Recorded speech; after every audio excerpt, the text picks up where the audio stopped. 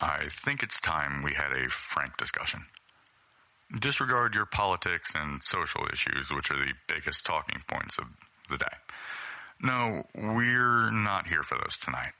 Tonight, we're going to talk about something else. Something basic. Truth. More importantly, our ability to discern truth from fabrication. Over the past few years, an old derogatory term has been shoved back into the limelight. Conspiracy theorist. You know, those kooks who believe in baby-eating satano-vampires who run the world through shadowy cabals that orchestrate every event that takes place. These things are very easily dismissed, but have you ever taken a minute and wondered if there was a nugget of truth in anything they said? If not, that's totally understandable. Now, we're going to suspend our disbelief and look at some theories that ended up being a bit more. Truth is a hard thing to dig up, and these theories, no matter how outlandish, may contain a small bit. Remember, Watergate was a conspiracy theory, until the theorists were proven right and became investigative journalists. After all, in the words of Napoleon Bonaparte, history is a set of lies that people have agreed upon. Welcome to Anomalous. Hit the music.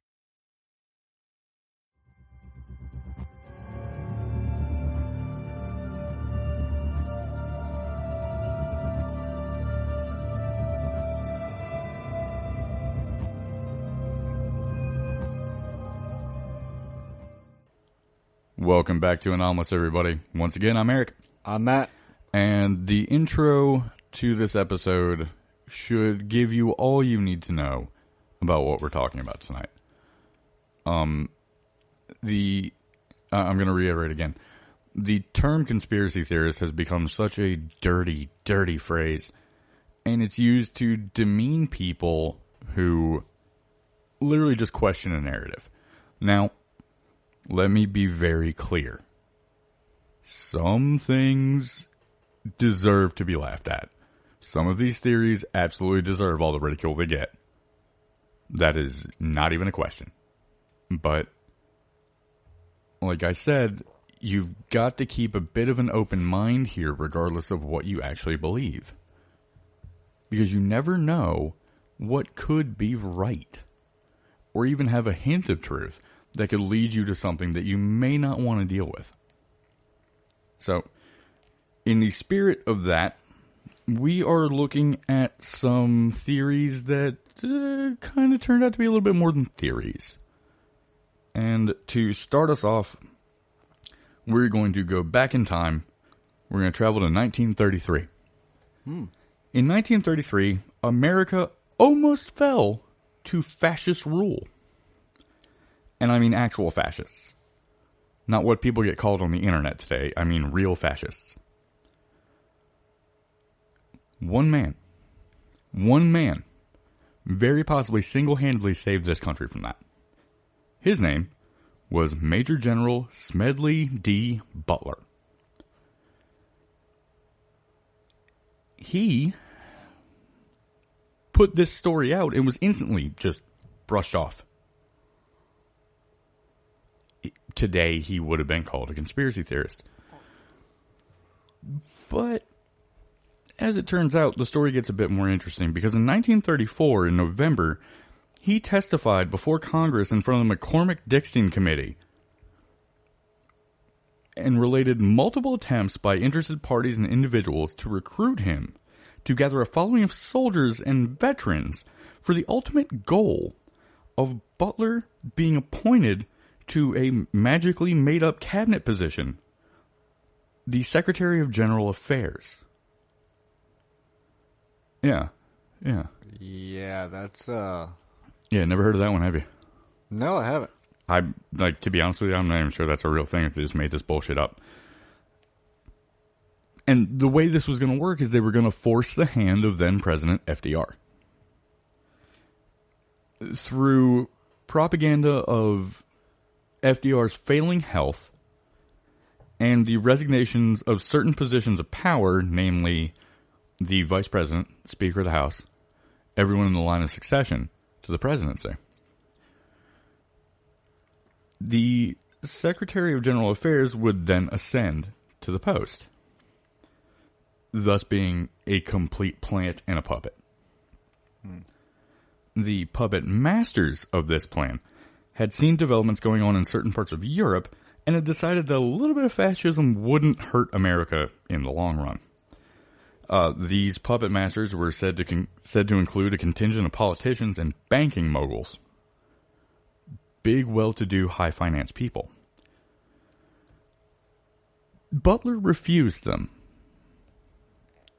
But he kind of smelled a rat. He thought this was fucking weird. So he played along just enough to keep them going. So he could learn everything he could before he testified. Before he tried to out these bastards to Congress. Because from what he was hearing, he was like, this is a coup d'etat. Yeah. This is a coup. This is horrifying. Yeah. Some of the information he obtained were related to the obscene amounts of money involved. Think about this, and I didn't do any inflation math, but it doesn't matter. It should prove its point. 1933, these dudes were tossing around $30 million. I don't even want to know. That's a lot of fucking money. Yeah, it's got to be at least in the 100 millions by now. Christ, yeah. If that might be low. And that's lowballing. Yeah, that might be low. But he also learned about who else would be in the running if he completely refused. Because he was just one of their first guys. They had other people on the list if Butler refused. One of them was General Douglas MacArthur. So this plot went everywhere. And it was nuts. Yeah. After his testimony to the committee, Butler was again discredited by the media to include the communist rag, the New Masses. You can find these testimonies online, and it's pretty intense. The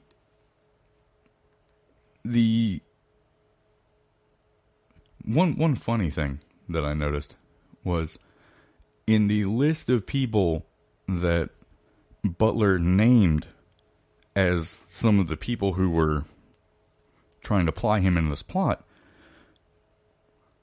one was named Jerry Maguire. Yeah. So show me the money, right? I'll say like the movie. Yeah, like the movie. She's like, show me the money. It might be the same guy. Who knows? That guy ended up testifying as well. Here's the thing. He denied all of the accusations, but couldn't provide the proof they were asking for anything.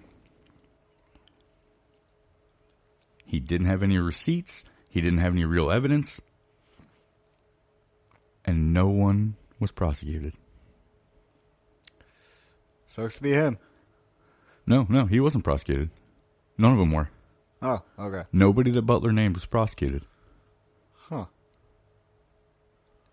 This was another thing that led to kind of a discrediting of Butler.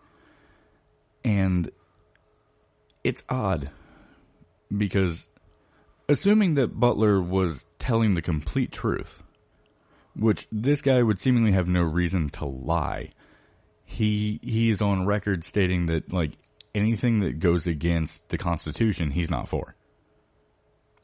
He said that to these people, and he testified that before Congress as part of his conversations.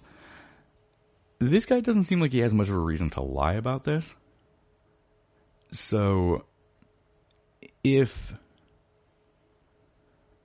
even like a shred of what he said was true,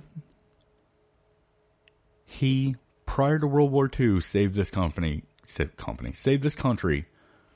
from falling into a fascist dictatorship, which would soon befall all of Europe. Thank you, Benito Mussolini.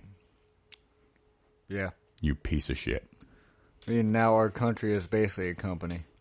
Well, all countries are companies, to be honest with you. But we very well may owe the America that we have today, that we still have in most parts, to Major General Butler. And I found that one to be extremely interesting. They called that the business plot. So if you want to look in more into that and see the testimonies and things, look up the business plot. So we're gonna jump a little forward in time now. All right. This is one that everyone knows. So it's not going to be super in-depth because we could do an entire mini-series on this. We could do an entire mini-series on any of these. Well, pretty much. Like, if we really wanted to go in-depth with the testimony of Butler. Let's talk about MK Ultra. All right. MK Ultra isn't a project in and of itself. Mm-hmm. It's an umbrella name for a giant list of black projects that no one would ever believe the U.S. government would be a part of. Some of these projects include Operation Acoustic Kitty, Operation Midnight Climax. These names will elicit a laugh. And I wish we did video so people could see the face you're making at me right We now. might need to start doing video just to show them my reactions. To me, those just sound like porn star names, I guess. Well, you're close on Midnight Climax. That involved LSD, prostitutes. Acoustic Kitty involved, well, cats and recording equipment. And an unfortunate run-in with a UPS truck. Poor cat. But regardless of how funny these names and the outcomes of some of these operations may be or have been, it's hard to stay laughing when you look into the ins and outs. LSD tests to create programmable soldiers, also called Manchurian candidates, which resulted in, well, no super soldiers, but casualties. There's plenty of stories involved. Like people getting dosed and jumping out windows. Shit like that. Physical and psychological torture. This is all part of MK Ultra. And that's just the beginning.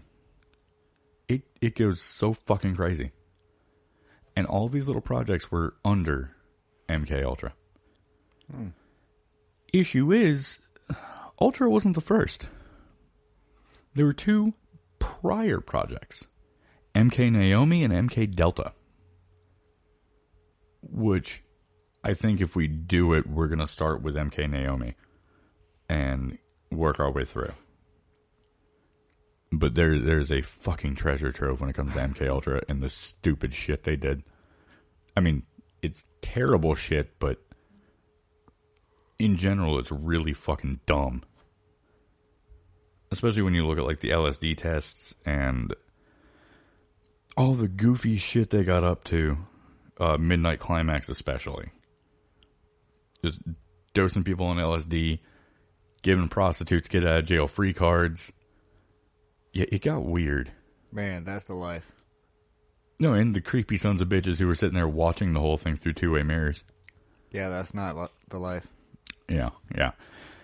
So, moving away from psychedelic drugs and prostitutes, let's bring ourselves a bit closer to today. You know, a lot of people have been talking about how the mainstream media, as of late, has become a problem. I personally agree with them. Yeah, so do I. The mainstream media is the enemy of the people. Yeah, it is. But have you ever heard talk about, you know, people saying that the government is actually in control of the media? Yes. Well, they might not be far off. Let's talk about Operation Mockingbird. In the early years of the Cold War, the government put in efforts to use the mass media to influence public opinion internationally. Watergate, the Watergate Committee in 1973, found domestic surveillance abuses directed by the executive branch. Whoops. Oh, surveillance abuses. Everyone thought PRISM was new. They've been doing this for decades. Yeah. And in 1974, the Times published an article by Seymour Hersh where he claimed that the CIA violated its charter by spying on anti-war activists. Former CIA officials and some lawmakers called for a congressional inquiry that became known as the Church Committee. The Church Committee confirmed some of the earlier stories where the CIA was implicated in having relationships with private press institutions. More than just the press, but we're focusing on the press right now. They didn't identify anybody by name, but the committee stated that it had found 50 journalists who had official but secret relationships with the CIA. Huh. In 1977, a guy by the name of Carl Bernstein wrote in Rolling Stone, the CIA and the media. He expanded upon the Church Committee's report and said that around 400 press members were considered CIA assets. 400 of them. 400.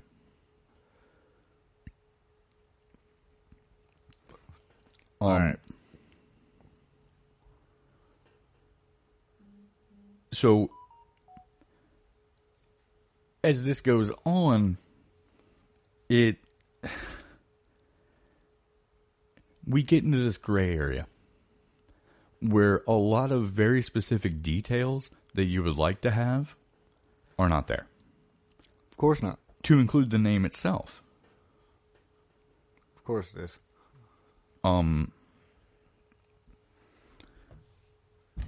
As these... Oh, that's right. That's right. A guy named David P. Hadley. He wrote The Rising Clamor, the American Press, the CIA, and the Cold War. He wrote that the continued lack of specific details provided by the Church Committee and Bernstein's expose proved a breeding ground for some outlandish claims regarding the CIA and the press.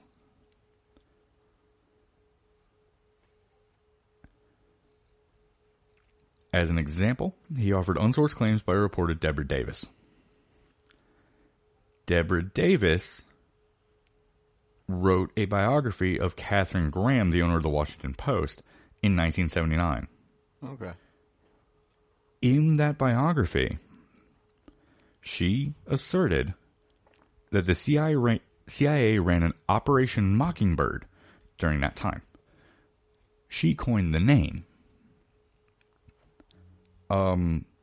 She also wrote that the International Organization of Journalists based in Prague got money from Moscow and controlled reporters on every major newspaper in Europe, all disseminating stories that promoted the communist cause. The communists just keep showing up.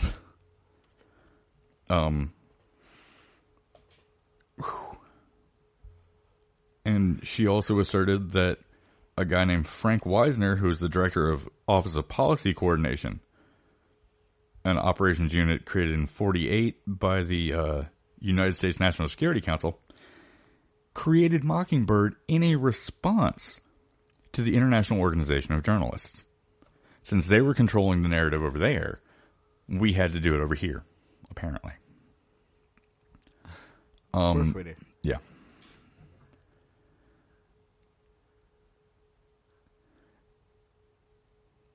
So,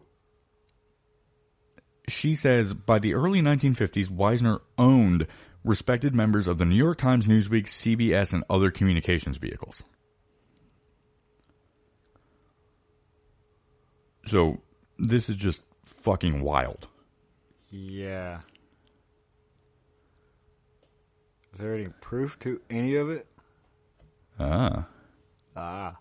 Here we go. Remember that guy we talked about, Hadley? Yeah, sounds familiar. Okay. The Church Committee, and none of the following investigations after that, could ever pull up something by the name of Operation Mockingbird. Okay. I am intrigued. But, Hadley summarized, Mockingbird, as described by Davis, has remained a stubbornly persistent theory. The Davis Mockingbird theory that the CIA operated a deliberate and systematic program of widespread manipulation of the U.S. media does not appear to be grounded in reality, but that should not disguise the active role the CIA played in influencing the domestic press's output. This dude just basically went, I'm not saying, I'm just saying. I'm not saying there's this thing, but there's totally this fucking thing. You just didn't hear it from me. Basically, it sounds like he's trying to cover his own ass. Yeah, like, alright, if anybody asked, I was way the fuck over there. Yeah, if anybody asked, you didn't fucking hear this from me, but I wasn't here. They may not call it that. But watch out for those spooks, because they in the background doing all sorts of stuff. Spooky stuff. Spooky stuff. Spooky boys. Woo. So, we've touched on a bit of the past, and we've brought it a bit closer to our time. Yeah, closer to the present. But let's really get to the present. This is going to be the part that's going to irritate people. But I'm here for it. I think that's why we're both here. Now, it's good to know where you come from when you think about these things. Yeah. But it's a bit more impactful to see where you are right now. For what I'm about to get into, understand that for the podcast and for myself, I don't care who you voted for. Yeah, me too. We don't care. It doesn't fucking matter. I'm not a political person at all. But what we need you to do right now is put aside that preference, and I need you to think objectively and listen to exactly what I'm about to tell you. And trust me, you can go see it for yourself if you don't believe me. On February 4th of this very year, 2021, Time Magazine Online put out an article that left a lot of people reeling. I'm going to quote the title to you. The stuff I'm about to read to you is direct quoted from the article. It's so hard to speak about this in a way that is any more direct than the article itself. And the truth is stranger than fiction in sometimes. And this is about to be one. The article is called, and I quote, "The Secret History of the Shadow Campaign That Saved the 2020 Election." That already sounds suspicious. No shit. Guess what? Here we go. You know what? I'm just going to read a good bit of the beginning of the article. A weird thing happened right after the November 3rd election. Nothing. The nation was braced for chaos. Liberal groups had vowed to take to the streets, planning hundreds of protests across the country. Right-wing militias, hear the difference? Uh-huh. Were girding for battle. That sounds really violent, doesn't it? Girding for battle. Yeah. Be careful. Yeah. Learn how they speak. In a poll before Election Day, 75% of Americans voiced concerns about violence. Instead, an eerie quiet descended. As President Trump refused to concede, the response was not mass action, but crickets. When media organizations called the race for Biden on November 7th, jubilation broke out instead as people thronged cities in the United States to celebrate the democratic process that resulted in Trump's ouster. A second odd thing happened amid Trump's attempts to reverse the result. Corporate America turned on him. Hundreds of major business leaders, many of whom had backed Trump's candidacy and supported his policies, called on him to concede. To the president, something felt amiss. It was all very strange, Trump said on December 2nd. Within days after the election, we witnessed an orchestrated effort to anoint the winner, even while many key states were being counted. this next line. In a way, Trump was right.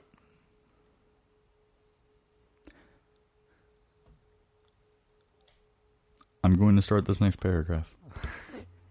And I swear to God, I don't know what it's going to take for people.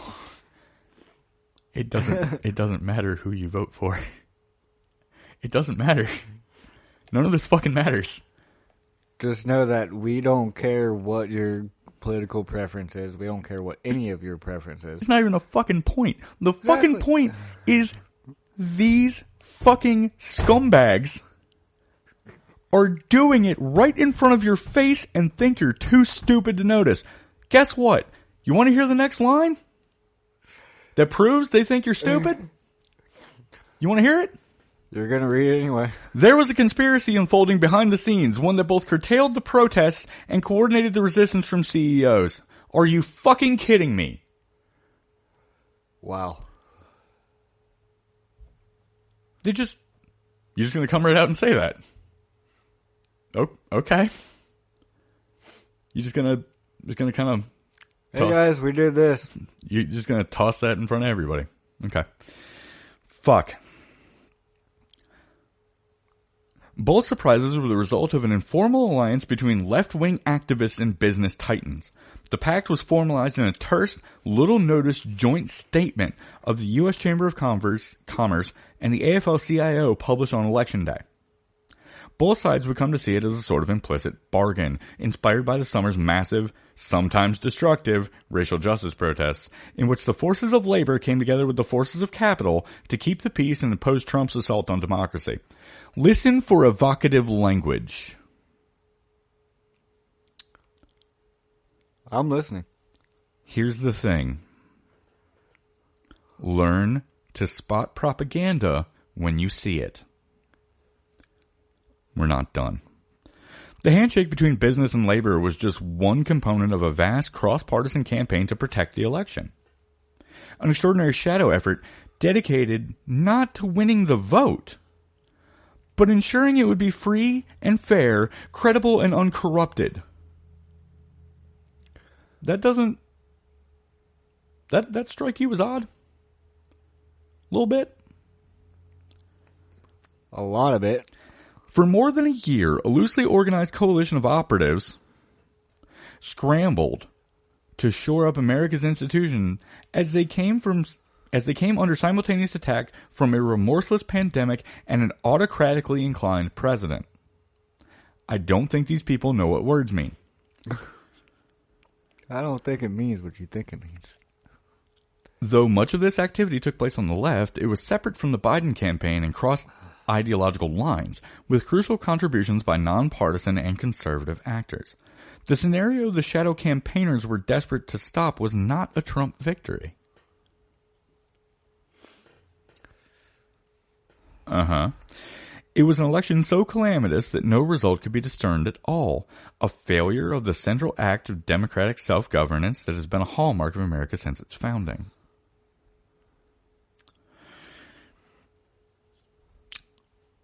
Okay, look. Am I about to bang my head against this wall? Oh, yeah, no, you are, because now they're about to admit to what they did. Awesome, bring it. They haven't admitted to shit yet. They said, oh, no, there was this thing going on in the background, but they haven't admitted to what they did. Well, I'm ready. Just read it. Their work touched every aspect of the election.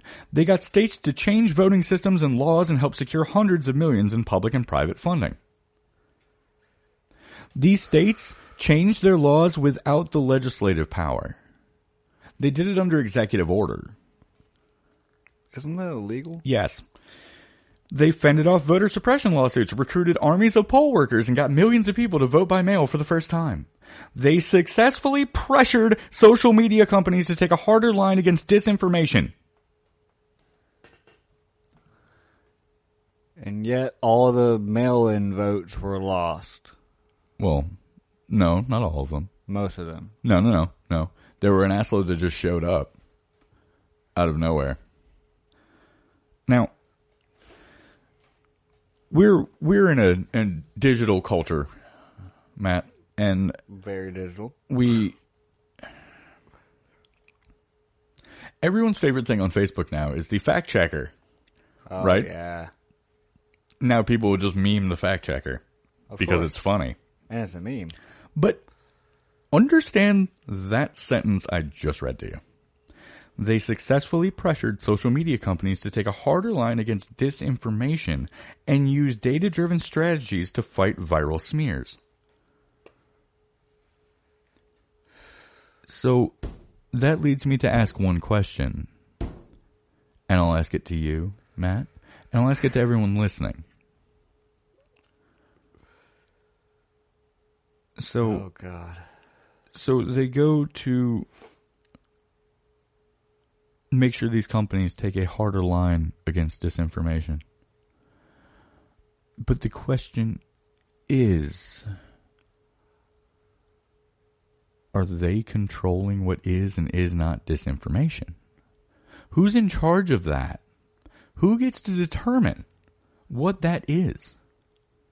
Obviously, they just admitted to how they did it. Yeah. Well, they told the media, so I'm guessing the media listens to them. We're not done. Of course not. They executed national public awareness campaigns that helped Americans understand how the vote count would unfold over days or weeks, preventing Trump's conspiracy theories and false claims of victory from getting more traction. After Election Day, they monitored every pressure point to ensure that Trump could not overturn the result. This is a quote. Quote, "The untold story of the election is the thousands of people of both parties who accomplished the triumph of American democracy at its very foundation," says Norm Eisen, a prominent lawyer and former Obama administration official who recruited Republicans and Democrats to the board of the Voter Protection Program. Now, ladies and gentlemen, I need you to understand something. This is not The Onion. This isn't a joke. No one made this up for laughs. It's a terrible joke if they did. Go to Time. Go to Time online. Read it for yourself, because this sounds crazy as hell. Yeah, it does. It sounds crazy as shit. It sounds too crazy to be true, but That's the problem. unfortunately it's true. I think that's what they were going for. You know, there's a big conspiracy theory that says the crazy conspiracy theories are there to discredit the real ones. I mean, yeah, that makes sense. So you put out some really, really outlandish bullshit, and then everyone focuses their attention on that and doesn't look at the real conspiracy going on. It's like a magician. They use misdirection. Exactly. Watch this hand. Watch this hand, and this hand's going to take your wallet. That's how the pickpockets used to do it. Yeah. And you're absolutely right. It's complete misdirection. So,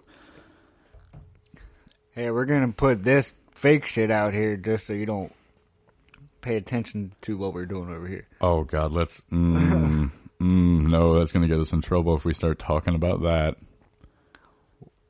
if we start talking about every theorist's favorite type of flag, Oh, God. the false one. Oh, God. Yeah, about that. We don't have the time for that right now. Well, Dark Windows podcast did their most recent couple episodes on Operation Northwoods. Oh no. Oh no. Nope. You know, I started listening to them the other day. Oh God, they're fantastic. Oh, yeah, they're they are. great guys, Kevin and Kevin. Oh, yeah. Great guys. But they go into a couple interesting events that they don't go too in depth into, but I kind of want them to, because I want to hear them scream about 9/11 and Sandy Hook, but I'm an asshole. So let's before we go off on this laugh tangent, the thing is, what I'm talking about right now is deathly serious. It doesn't matter what side you're on. It doesn't matter who you want to run the country, who you want to be the puppet in front of the camera. these people are telling you what they did. They're telling you that they changed the way the process works on purpose. And no one noticed. No one noticed. And the people that did, the people that sat and went, hey, this shit's kind of weird, guess what they were called? Conspiracy theorists. So, please, go to Time Online and read that. And after you do, I want you to take a moment to reconsider the derision you put into the title of Conspiracy Theorist. Because the more time goes on, the less fucking crazy Alex Jones seems to be. And that should terrify you. Yeah, because right now he's starting to sound like a sane person. Yeah. So, breaking off from my vitriol that I didn't even get into because I'm afraid I'm going to break the goddamn microphone if I start yelling. That's what, like, I'm still kind of tense. That shit angers me. Shut up. Shit makes me mad, man. Oh, I know. I've heard you. Oh, I know. Just rant. You've heard me go off on it, and you know, if anybody wants to hear me just like take an entire episode and just like stare at this fucking editing software and just scream at it, I can do that. Give me a topic, and I will fucking lose my mind. But now that we're getting back to the laughs, that's it for this. I think if I went any deeper into like Mockingbird or that, I probably would have lost my fucking mind. And if I had to scream about communists, although I enjoy that, I enjoy yelling about commies. Yeah, we would be here all night. For fucking 4 hours, and it's just me shrieking incoherently. All night and at least half the day tomorrow. Yeah, and I gotta go to work. Yeah. Screaming about the fucking communists. Fucking active measures. Oh yeah, by the way, Yuri Bezmenov. Look him up. Look, man, it's all part and parcel to all of this. You know what? He's still gonna scream about communists in the truck. I will. I always do. Fucking commies. Anyway, we're going to next week. We're gonna have a little fun, and we're gonna do some karaoke bar Huey Lewis, which means we're gonna go back in time a little bit to the land of the rising sun. I'll say, what are we in Back to the Future now? Well, I'm glad you got the reference. I mean, that should be everyone's favorite Huey Lewis song, but okay. But we're going to go karaoke bar Huey Lewis. We're going to go back in time. I can't sing for shit. And well, that's good. It'll be everybody else at karaoke bar. To the land of the rising sun. And we're going to touch on a topic that, you know, I didn't want to go into a lot of true crime with this show. But this one is so much fun. It's so much fun. And all of you weebs are going to love it because it involves the company that makes your Pocky. Yep. And you can see the excitement on both of our faces. No. Well, you're excited because... Oh, I'm excited because the story's fucking nuts. Yeah, I'm excited because of Pocky. You're excited because of Pocky. Don't worry. Matt's going to Naruto run away from the table when we're done. Don't tell everybody that. This is why we're not on video. You're not wrong, but still. This is why we don't do video. You'd have to Naruto run into frame. You'd probably slip and fall. I'll slip and bust my ass, and it'll be hilarious, but it'll also hurt. Okay, we might have to actually do that then. No. But oh man, my webcam's broken. Oh no. Oh no. That's because you Naruto ran and fell into it. It's very convenient. That's why you don't Naruto run in socks on a fucking laminate floor. You idiot. Jesus. Anyway, like I said, we're going to go back to the land of the rising sun and have a little look at the Glico Morinaga incident, otherwise known as the case of the monster with 21 faces. Yeah. And that's it for us, everybody. And just remember, it's good to live a bad man's life.